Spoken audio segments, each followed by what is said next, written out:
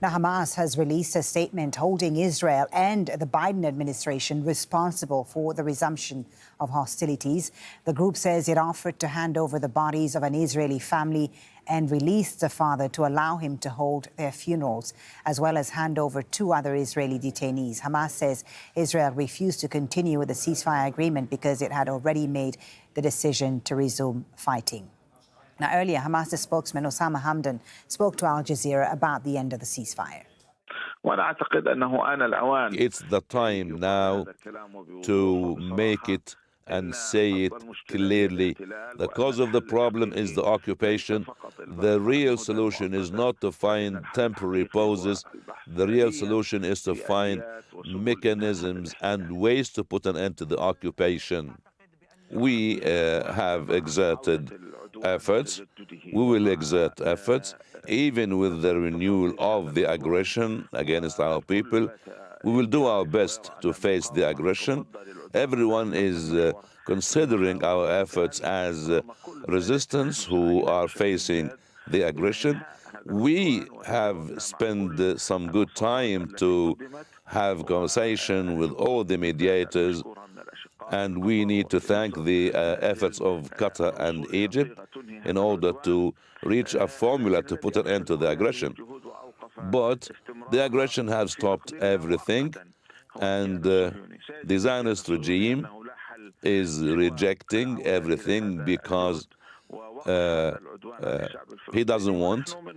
But as a resistance, we will face the Israeli Zionist regime. We will defend our people. We will be open for any efforts that aims at putting an end to the aggression within the benefits and the interests of our people. Let's bring in now Al Jazeera's Sarah Hayrat, who's in Tel Aviv for us. So, Sarah, there was always, of course, the risk that this would happen, the resumption of this war, because Prime Minister Netanyahu had been adamant that the war would continue. What are they saying about the resumption of this new phase of the conflict?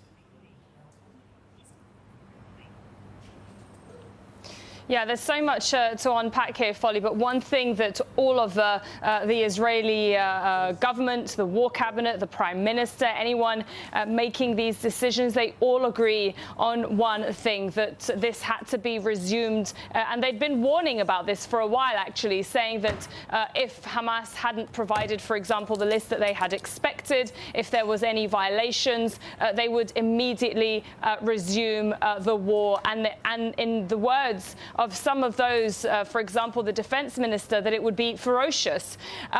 Now, they've blamed Hamas wholeheartedly on this for various reasons. They said that they'd violated the ceasefire by firing rockets. We know that these rockets have been targeting the southern towns all morning. And then also, in a statement from the Prime Minister's office, he said that it had not met its obligation to release all of the women hostages today, and has launched rocket attacks that I just mentioned earlier. We have got official figures that have also been released by the Israeli person who's in charge of keeping tabs on the captives. It seems that 20 of those remaining are women. In terms of the response from Hamas, well, they've said, and they've told Al Jazeera, that they provided, it seems, 3 lists or 3 options of names, including the bodies of Bibas, the family, which is a mother and her 2 children, a 4-year-old and a 10-month-year-old, and he was the youngest hostage. They're saying that they were providing those on that list, that they were happy to hand them over, and also that they had offered to hand over their father so that he could be there and attend their burial. This has never been verified by the Israelis. They've maintained until last night, when Daniel Hagari, the spokesman for the Israeli military, had maintained that it was unverified information whether they'd been killed in the first place, and said that Hamas was using this as a propaganda tool.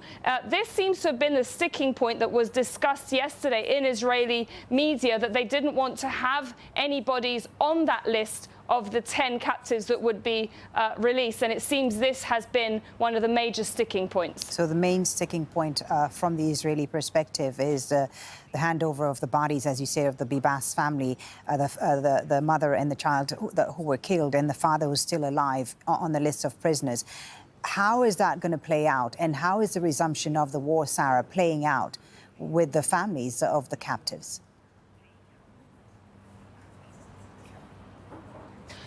For the families of the captives, I mean, we've been here now for the whole duration of this ceasefire. And one thing they keep saying to us, and one thing we keep seeing in terms of the rallies, is that they want to ensure that all of the captives are brought back home. When you're seeing videos of unifications between those that had been taken on October 7, being unified with their parents, with their loved ones, and those videos are being shared, although there haven't actually been interviews with the ones that were held captive, but their families are speaking, and that's their priority. They want to ensure all of them are returned. It has come as a major shock, I will say, for the Israelis, especially when it comes to the Bibas family, according to Hamas, being killed by airstrikes.